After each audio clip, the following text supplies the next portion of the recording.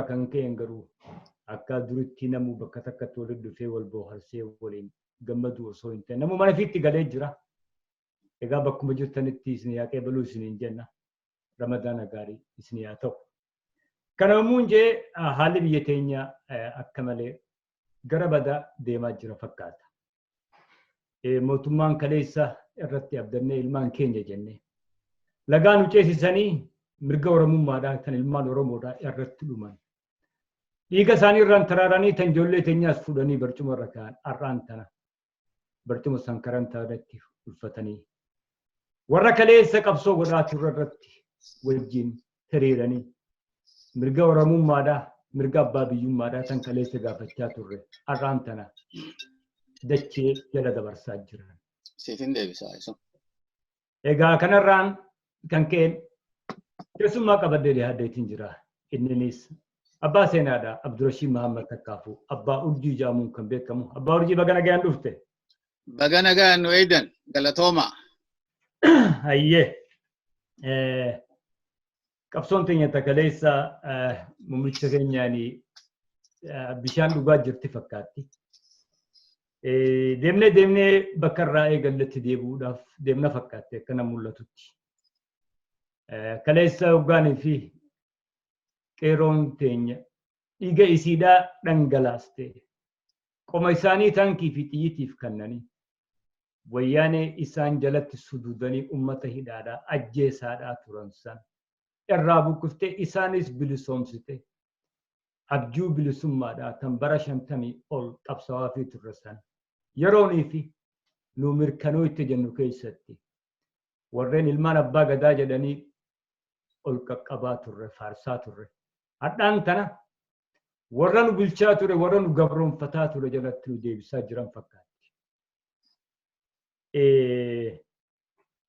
Adeemsi waan kanaa karamitti nu oofame akkam jetteetti ilaalta? Galatoomi gaaffii yerooti. Akka yaada kiyyaatti jijjiiramaatu mootummaa yaadikta waggaa 29 ammallee 27 bulchite keessatti dhalatee kanaafuu isa kana fudhannee karaa jijjiirama barbaachisutti taafuuf nu ja'amee warri fudhateetu jira. Warra fudhatee jira yeruma sanu. Ani warra lakkii warra biyya tana gadadoo akka malee mootummaan yadik beeki biyya san keessatti ani mootummaa Haile Sillaasee arke Dargii arke tamin qofa hin argine. Kanaaf mootummoota kana hunda caalaadha kan gadadoo rakkoo uumte waggaa 27. Amma fincila gaafa Haile Sillaasee irratti godhame keessaan ture barataan ture yoo san high school ture warra fincila san gaggeessaa ture irraa tokko ana. Warri dura suuraa Haile Sillaasee magaalaa Dareetti gube irraa ana tokko. Jijjiiramni san yeroo sanitti mootummaan Haile Sillaasee hidhatee ture. Haa ta'u malee dura dhaabbii godhamee akka mootummaa wayyaaneetti dura hin dhaabbanne uummatan fedhe. Uleedhaan nu ari'uu turan ganda keessa rifeensa fanuu raaduu turan afroo gaafas rifeensi keenya kun afroo ture. Dargii of course daa'ima Qayshibbiriin maqaa Qayshibbiriitiin hedduu gate. Tun immoo tan wayyaanee immoo akkuma jirutti saboota keessaa'uu Oromoo hin dandamne. Haaluma sanii wajjin warri aangoo irra dhufe namoota Oromooti jaamee isaan kun jijjiirama hanga jijjiiramaatti hanga ce'umsaan nu gahan jaamee fudhatamuun inni nu sirriin turre. Akka wanni sirriin turreniif ummanni Oromoo kan qabsoo godheef mootummaa Itoophiyaa ijaaruufi miti. Bilisummaa Oromiyaa mirkaneessuuf. Isa santu gufate. Kanaaf ammaallee wanni godhamaa jiru akka yaada kiyyaatti waa'ee federaalaa filmaata federaalaa irratti uummanni xiyyeeffachuurra Oromiyaa akkamitti dhuunfannaa irratti silaa haasawanii irra wayya. Laala ammoo wayyaane nama biyyasii dhuunfatteeti federaaliin kan waliin wal onjaaramu akkuma heeraatti heerichi nu akkas jaabeete. Uummanni Oromoo mootummaa federaala Itoophiyaa ni ijaarra jedhee murteeffanne. Heerichi immoo akka waan uummanni murteeffatee dhiyeessa. Kanaaf uummanni kana hunda xiinxaluu qaba. Wanni amma godhamaa jiru qabsicha if duba deebisuu qofaa miti. If duba deebisuun laafaa bara. Haala gaafa Minilikitti nafxanyoonni inumaa waan fedhan tarrisaa jiran. Beektaa rakkinni jara kanaa maali? Laalcha isaanii malee laalcha nama biraa fudhachaa hin jiran. Fedhii isaanii malee fedhii uummata biraa fudhachaa hin jiran. Kan isaan minority biyya san keessatti 120 hin gaane.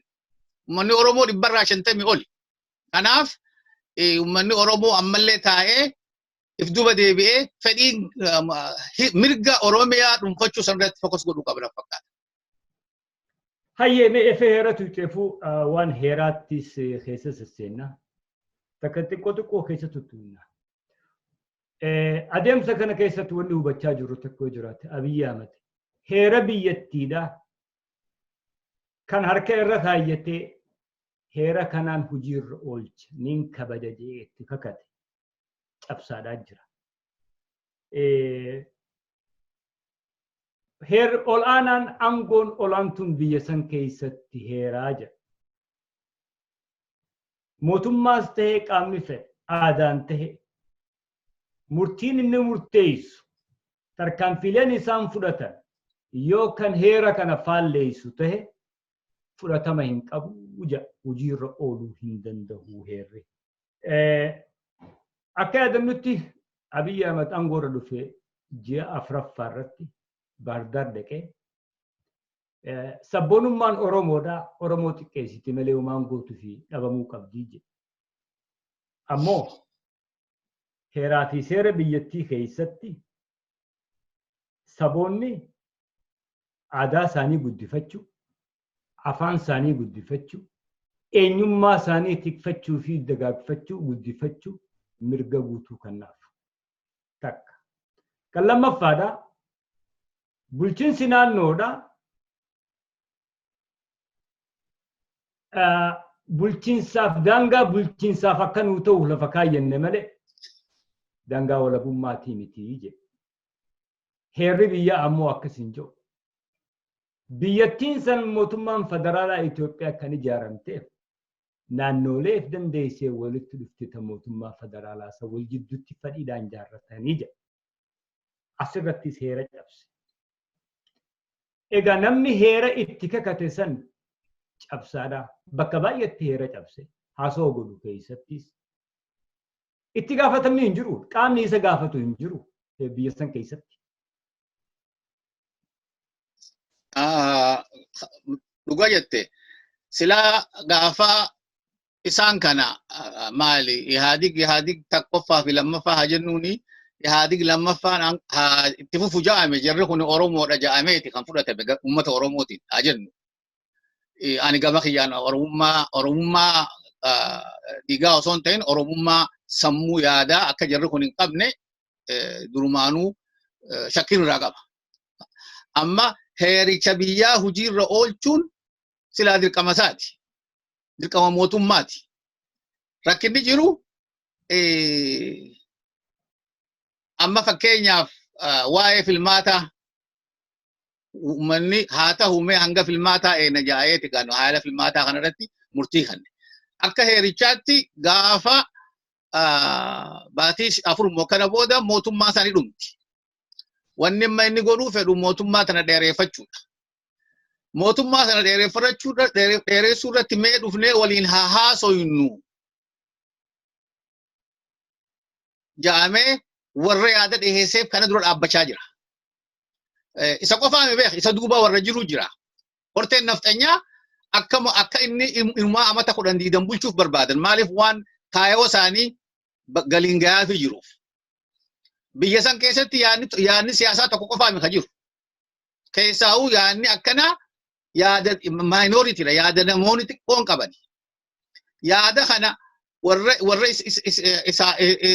inni deeggaru haa qabaatanii warra kaaniif immoo hiree san kennaan jiru. Beektaa rakkoon durumaanuu biyya san keessatti yaada ifii malee kabiraa fudhachuu dhabuudha. Yaada ifii malee kabiraatiif bakka kannuu dhabuudha. Amata 50 biyyi san wanni wal fixaa jirtuuf haala kanaaf ammaas bakki itti deemamu sanuma. Namichi kuni angoorra haa jiraatu, angoorra haa turu wanni heerri jiru hin jiru. Turu isa achirra tursiisuudhaaf maandeetii barbaada. maandeetiin kana karaatti rakku tokko filmaata.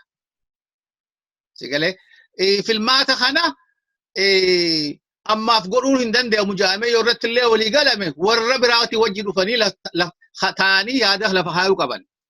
Isaan akka mootummaatti yaada dhiyeessanii jiran.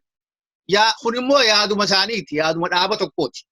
Yaada mootummaan jedhamu beeke. Mootummaan isaanii paartiin hoggaa yaada dhiyeeffatu akka paartiin dhiyeeffatti. So yaada paartii tokkooti. Biyya san keessa paartii dhibbaa olii jira. So hundi walitti dhufee yaada isaanii kaayyatanii if dura deemuu qaban. Walii galuu jechuun wal ta'uu jechuun akkana.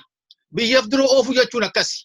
Malee anaatu yaada qaba, anaatu yaada kiyyaatu anaa guddaa manni bara akka waan biltsiginnaan dhaaba guddaatti himaa bara. An akka yaada kiyyaatti biltsiginnaan dhaaba paartiitii miti. Biltsiginnaan miseensa tokko illee hin qabdu boru gaafa aangoorraa buute daara taati. Miseensi dargii miliyoona meeqa ture? Miliyoona 5 mataa bara. Eessa jiran gaafa dargiin bu'e gaafa mangistuun deeme. Kunis sanuma. Warra mindaa jecha mootummaa tahee akka miseensaatti dhiyeessa. Jarri kun miseensummaan isaanii kan raggaa'u hoggaa heeraan filaman qofa. Kanaaf heeraan taa'ee uummataa wajji warra jaarmoota dhaabaa adda addaa qaban wajji taa'ee waan kana furuu dhabuun caalaa heericha cabsa. Maaliif heerichi wanni jedhu amma biyyoota akka Poolaand fa'aa kadheenya kana guyyaa basa dura maaliif wanni vaayirasaa kun beeku addunyaa hunda rabbashaa jira. So bakka hedduutti filmaata yeroo filmaata dabarsaa jiran ammoo taa'anii waliin haasawaniiti. Warra mootummaa irra jiruu fi warra mootummaa irra hin jirre wajji ta'anii wajji haasawaniiti. Inni kun egaa amala habashaatiin ni beeke. Abiyyi beeke waan oromummaan qabu. Dhiifama. Ifa deeggarsa kaatteefuu yeroo ammaan tana keessatti paartiileen bakka lamatti adda baatee jirti. Yoo jennee dhugaarraa kan fagaatee miti. Paartiileen nafxanyaadhaa tan sirna nafxanyaa dursan barbaaddu irra tapha lama taphachaa jirti. Gara tokkoon mootummaan ceehumsaa haa ijaaramtu. Mootummaa ceehumsaa san keessatti heera biyyattiidhaa jijjiirree akkatti nuu ta'utti Itoophiyaa san ijaaruu irratti ifa walii galle booda heera gaggeessinaa jetti. Gareen ammoo otoo wanni filmaataa jedhamu hin kaane duratti heerri kun diigamuu qabaa jedhe. Inumaatuu ciramee darbamuu qaba. Kun heera Amaarri nuti akka Amaaraatti qooda keessaa hin fudhati waan ta'eef jecha heerri kun jijjiiramuu qabaa jedha. Hadhaan tana kan nu murteessaa jiru. Nuti Amaarri waan heera kana hin fudhatiniif jecha heerri biyya sanii diigamuu qabaa. Yaada jedhu dhiyeessaa jira. Abiyyi yeroo isaa ta'e Ameerikaa dhufee gaafa isaan gammachiisuu fedhe. Heerri waan hin jijjiiramneef hin qabu kan Ameerikaatu 8 ol irratti wayyoominni godhame. Nutis wayyoomina godhuu dandeenyaa jedhe. Gaafa ammoo as gara galeetti xiqqoo sodaate nuti saba tokkoof takkaafuu naannoo tokkoof jennee heera jijjiirruu jedhe. Afaaniin as gara galee heera jijjiiruudhaaf haga filmaanni godhamuu nu eegaadha. Filmaata kana duratti heera jijjiiruu hin dandeenyu nuti mootummaa ce'umsaati malee heera jijjiiruu hin dandeenyu jedha. Amma ammoo deebi'ee filmaanni kun haalli amma dhufaa jiru kun aangoo teenya waan nu jeequuf deemuuf jecha heera jijjiiruu qabnaa yaada jedhu dhiyeesse. Heera ofii isaatiif jijjiiruu waan hin dandeenyeef jecha fuudhee ammaan tana hiikuu waan jedhuun fide.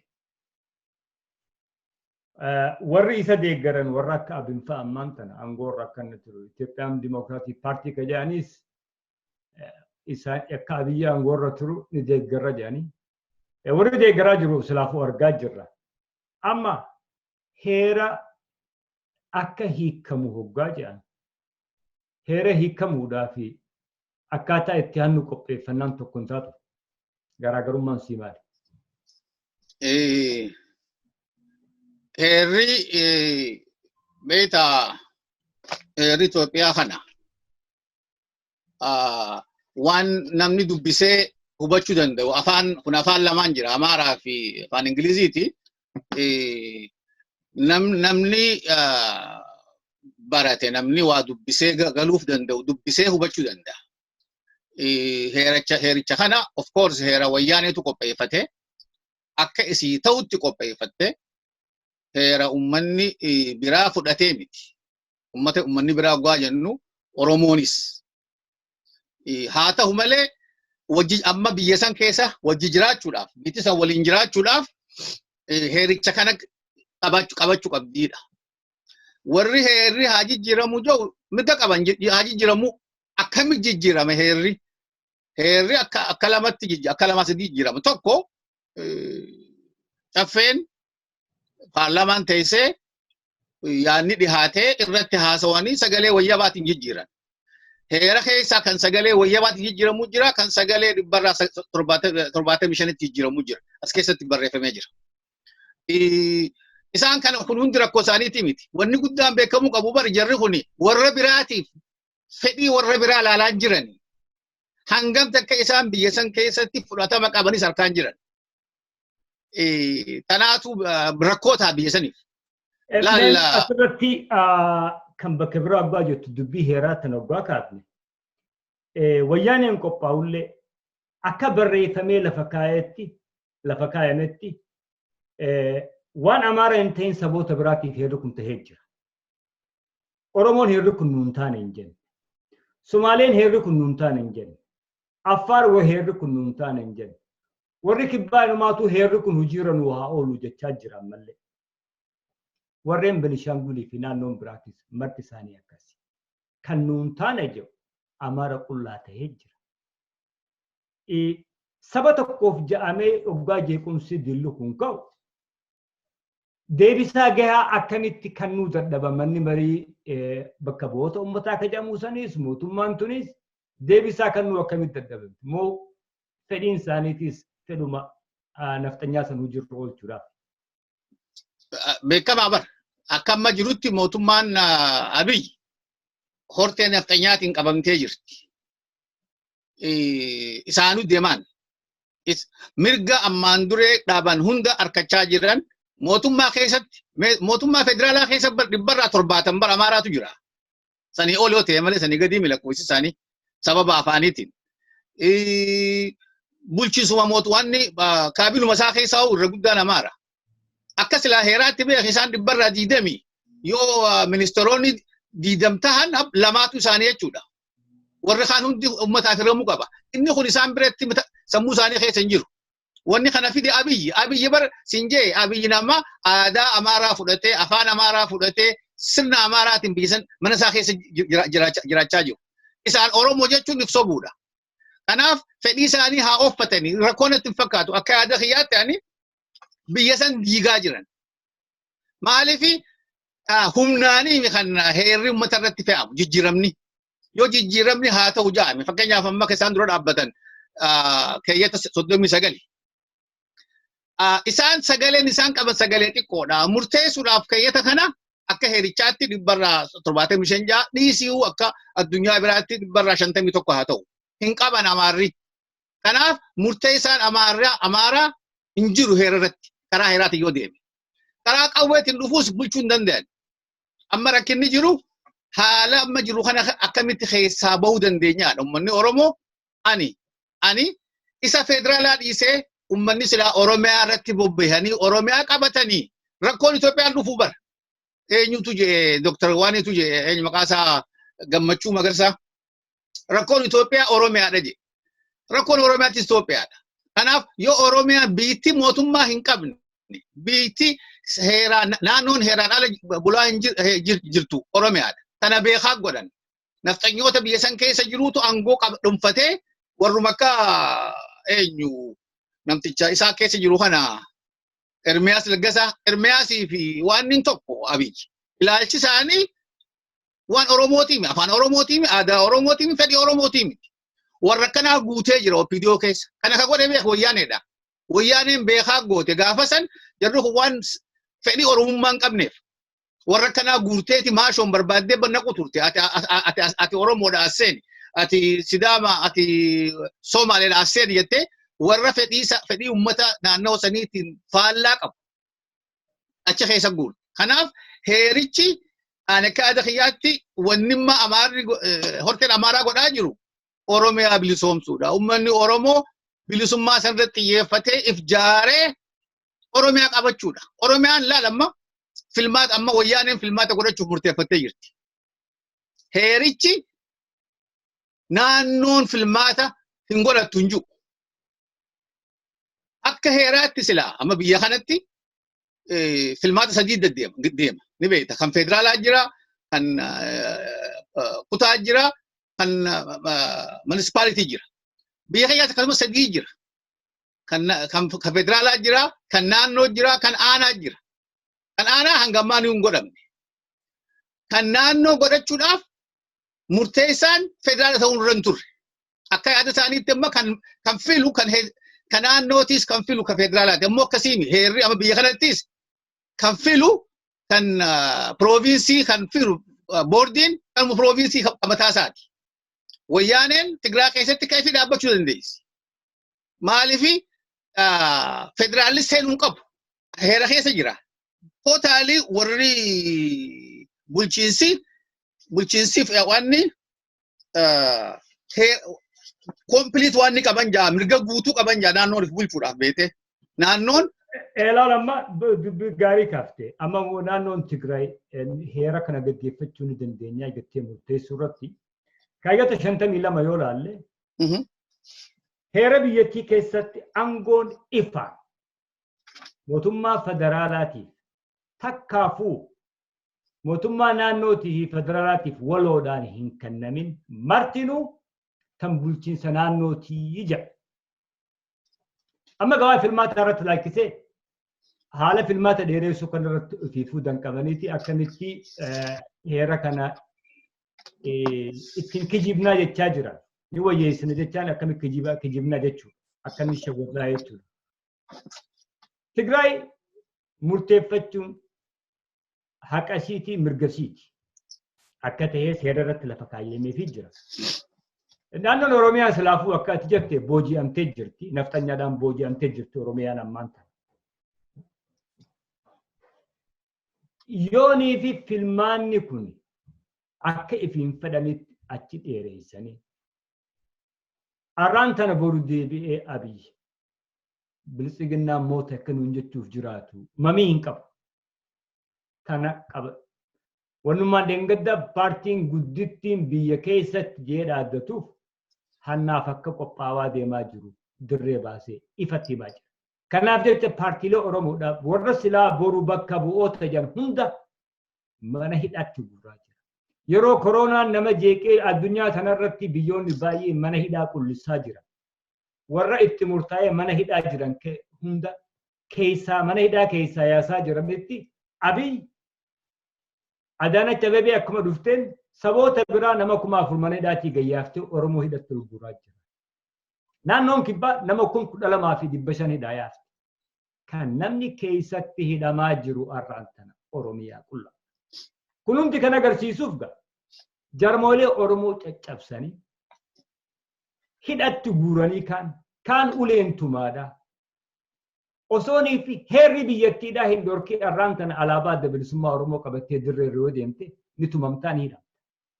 Bakka san geenyee jira. Kana hunda inni qopheessuuf boru gaddeebi'ee sadarkaa namni bilisiginnaa malee kan biraa filtan beekadhaa jechaa ni jiran uummata. Wanni agarsiisaa jiru. Moonee jechuudhaaf deema. Otoonii fi filmaanni kun hin gahin yoo arraan tana Oromoo maal gochuu qabdi? Duumessa itti as deemu kana jalaa bahuudha. Maal gochuu qabdeettee yaadda? Bareeda. Ani akka yaada kiyyaatti reefus jeetiin jira uummanni Oromoo bulchiinsa Oromiyaa harkatti qabachuu qaban. Bulchiinsa kana harkatti qabachuudhaaf karaan hedduutu jira. Mallis hedduu jira. Takka waggaa 5 OPDO ni dhuma. Baatii 3-4 booda. Haajan heeraan taduraa OPDO hin jirtu. Maqaa biraa qabdi. Kana booda wanni yaachisan beeki Itoophiyaa qofaa miti Oromiyaa keessa maaltu taa'aadha Oromiyaa keessatti paarlaamaan ni diigamti caffeen ni diigamti kanaaf akka yaada kiyyaatti jaarmeeleen jiran walitti dhufanii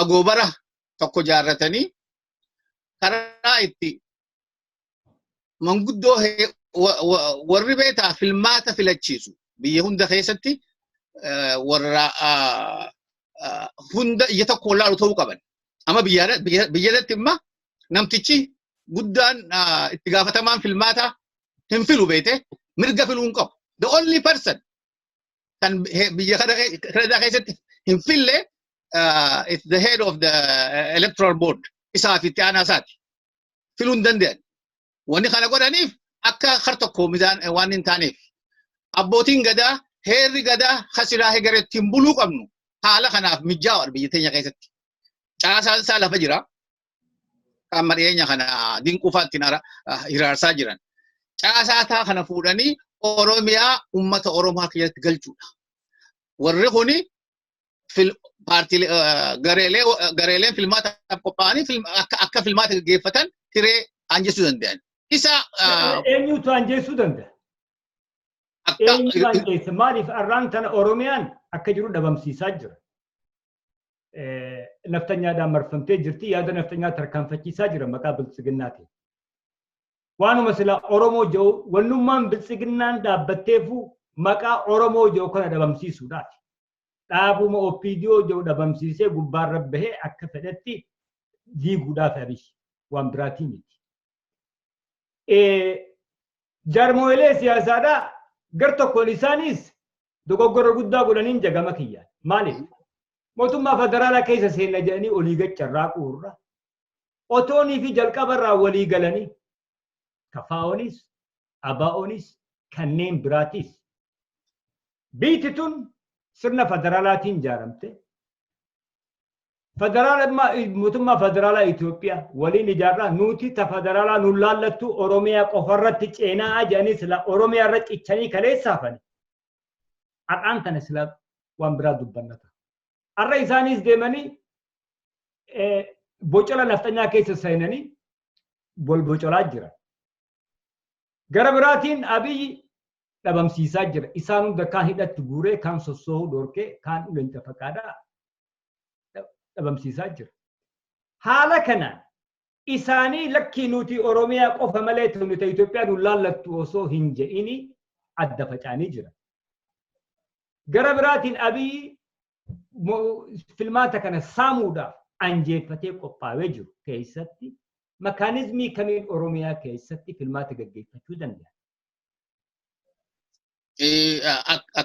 akka yaada kiyyaatti mootummaan federaalaa Oromiyaa keessatti dirqama hin qabdu Oromiyaa irraa dirqama hin qabdu maal jaabeeta heerichi waan 19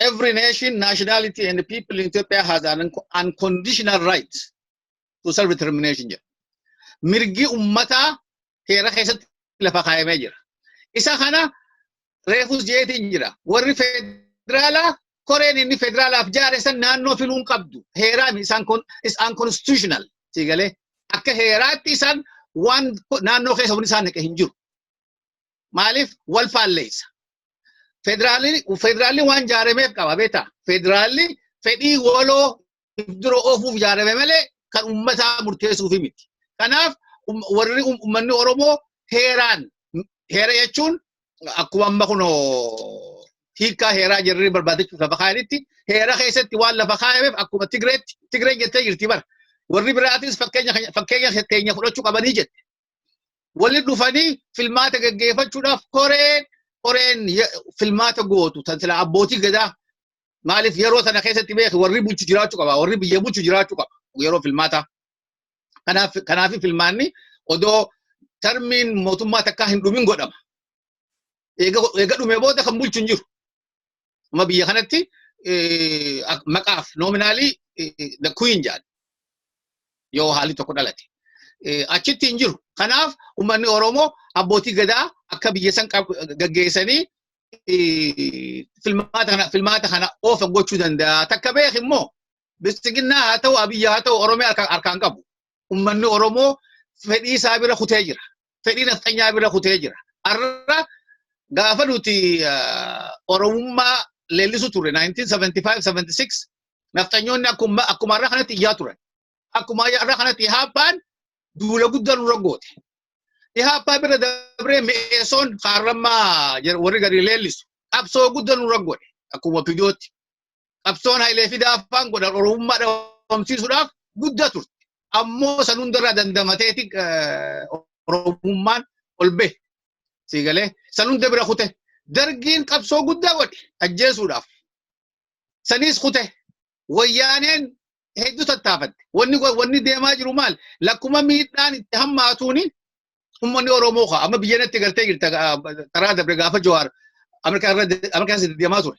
Warra takkaa dur waan Oromoo quban qabneetu Oromoo ta'e as bahe. Wanni naftanyaan godhaa jiru, wanni Abiyyi godhaa jiru Oromummaa sana jabeessuudha. Kanaaf kanatti dhimma bahuu qabna. Mootummaan heeraan Oromiyaa Itoophiyaa jalatti bulchitu hin jirtu. Akka heeraatis Oromiyaan walaba. OPDO'n tarbisii ni dhuma. Bilisiginnaan haa jennu.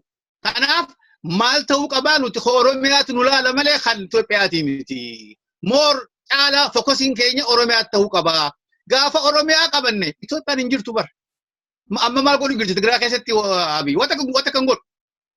Murteessaan buurri jala. Siigalee jala kana qabachuu qabna. Oromiyaa irratti fokkos godhamee ammallee isaa hojii takkaa lamaa godhuurra karaa itti Oromiyaan filmaata isii godhattu irratti xiyyeeffachuu qabna. Warri inni immoo constitutional wanni hiikaa itti barbaaduuf ka federaalaatiif. Inni federaalaa naannoof hin dalagu. Akka naannoof hin dalagne wayyaaneen murteessitee jirti. Siigalee hin fudhannu jettee jirti. Yoo jarri murteessanillee hin fudhatan. Maaliif mirgatti hin qaban naannoo irratti murteessuudhaaf. Kanaaf isa san irratti arguu godhuu dhiifnee isa keenya irratti yoo dibeet kun irra wayyaa. Oromiyaan yeroo itti bilisa baatu amma haalli kuni carraa gaarii nuu kennaa. Uummanni Oromoo jaaramee ka'ee filmaata hin godhamu jechuu hin dandeessu bilisiginnaan godhorku. Maaliif bilisiginnaan paartii takka. Siigalee paartiileen Oromoo 6-7 taane 10 taane walitti dhufanii karaa itti filmaata gaggeeffatan irratti abbootii gadaa wajjin mari'achuu qabanii si jedha. Ayyee akka gaariitti lafa keessee gara maayyiitti dhufaa jirra.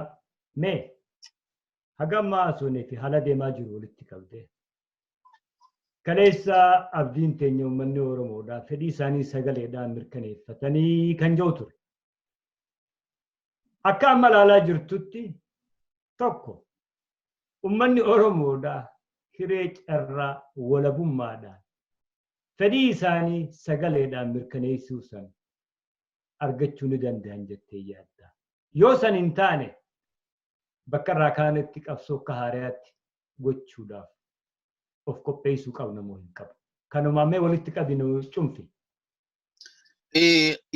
Yeroo hunda caalaa qabsoo waggaa 40 fi wayi amma kaniin ani keessa jiru. Uummanni Oromoo sadarkaa akka ammaa kanatti dammaqee wal quba qabaateen beeku. Har'aan tana beektaa wal qunnamtiin laaftuudha. Akka durii miti. Sodaan jirtu Abiyyi faan intarneetii kana cufanii biyyattii akka duuban deebifne malee dukkana keessa akka hin malee hireen namni walitti dhufee murteeffachuu ni jira. Uummanni ifumarratti eeguu jira. Uummanni bara Abiyyi mootummaa Itoophiyaatiif carraa kennuu jiran uummanni Oromoo. Warri qabsoo godhee jijjiirama fide uummata Oromooti. Ammoo jijjiirama kana ka'ifii godhuu dadhaban. Ka'ifii godhan Oromiyaa irratti yoo xiyyeeffatan. Gariin namaa warri OPDO warri duraan wayyaaneen beektaa askara wayyaaree warri turan bar biyyaa nu bulchaa jiran. Fedhiin Oromoo biyya bulchuu bar. Fedhiin Oromoo bulchiinsaa miti. Akka Abiyyi baanutti Abiyyi beektaa maal jedhan biyya kanatti faranjiin namni yeroo ijoollummaa uummataaf hin yaadne sammuusaa fayyaan qabdu jedhan. Namni oggaa umrii isaa ammoo guddate umrii lafa bule ifiif yaada jedhan. Oggaa gaafa ijoollummaa ammoo fedhiin isaa sabaaf.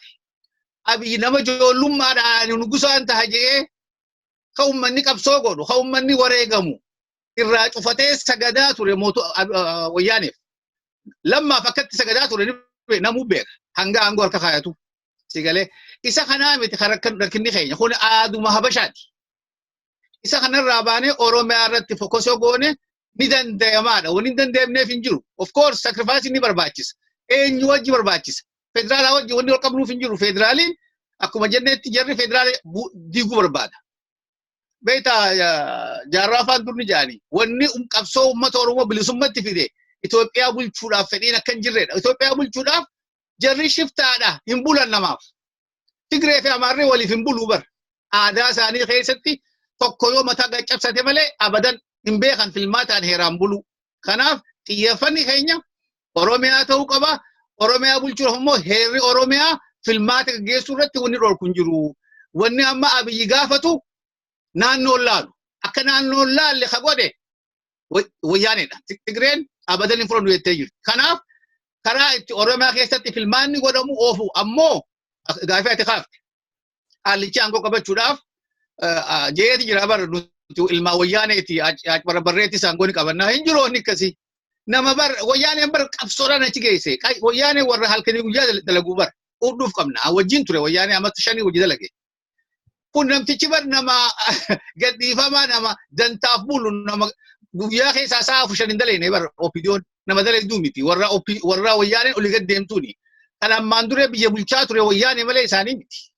Kanaaf ammallee jarri kuni ummata Oromoo gabrummaa jalatti dhiibuudhaaf fedhiin isaanii rakkoo irraan qaban isaan uummanni Oromoo Oromiyaan diigamtee Itoophiyaa jiraachuuf hanga isaan aangoorra jiranitti beeka. Nuti immoo xiyyeeffannaan keenya Oromiyaa irratti ta'ee karaa itti filmaanni Oromiyaa godhamu irratti haasa'uu qabna. Inni sani danda'ama. Abbootiin gadaa ni jiranii. Oromiyaa keessatti abbaan fedhi bilchiginnaanis filmaataaf dhiyaattee seenuu dandeessi. Kanaaf san rakkoon ta'uun jaani kaada kiyyaatti. Hayyee galatoomii. Egaa daawwattoota keenya dhaggeeffattanii jirtanii. Yaada abbaan seenaadhaa. Abbaa Abdul Muhammad Takkaafuu. Abbaa urjii isinii kanneen bal'inaan akka dhaggeeffattanii irraa gammaddan abdii guutuun qaba. Egaa maayyoo irratti jechuun tokkoon barbaada. Carraan tana haalli keessa jirru gar tokkoon kan hawwiila abdii namaa kan nu ta'ullee irra caalatti ammoo sodaachisaa ta'ee as deemaa jira. Kunis maali? Warra kaleessa gaaffii sabaatii fi qabsoo sabaa gananii garaadhaaf jedhanii mindaaf jedhanii diina jala galanii ilmaan Oromoo ajjeesisaa turan. Hadhaan tana isaantu ammaas sirna naftanyaa kaleessa bara 50 ol qabsoo irra godhaa ture nutti as deebisuudhaaf carraaqaa jira. Haga kan mindaa isaanii kafalu gubbaadhaaf yaada kana qabaatetti kanneen jala jira waan garaaf bulaniif jecha rakkoo irraa hin qabu. Baqqalaa Garbaa jee jira.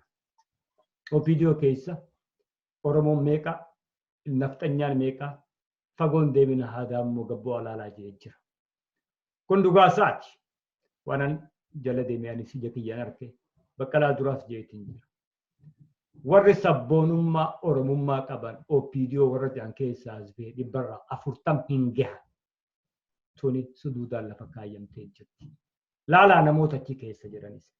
Egaa hadhaan tana deemnee sadarkaa naftanyaan baalli suuqattee Oromummaan cabxee Abiyyi Oromummaa cabsee jira warafiit jechaa jira. Egaa ilmaan Oromoodha. Qabsoon teenya tambara 50 ol irra wareegamne ilmaan keenya itti awwaalle kan awwaalcha dhabee fi kan awwaalcha harkate jiru. Kan miidhamee fi kan miilli citee fi kan harki cite jiru. Wareegamni keenya eessatti deemaa jira. Gantuun kaleessa saba gantee hiriyaa gante hadhaas fuutee sirna Haayila Sillaaseetii fi Minilikitti nu galchuudhaaf deemaa jirti. Alaabaa Minilik kan heeraa hin ayyamamne nu dura dhaabbatanii mirmirsaa jiran alaabaan abaa Oromoo qabattee Takkaafu alaabaa Oromoo qabattee yoo deemte irra hidhase. Deemnee as gahaa jirra.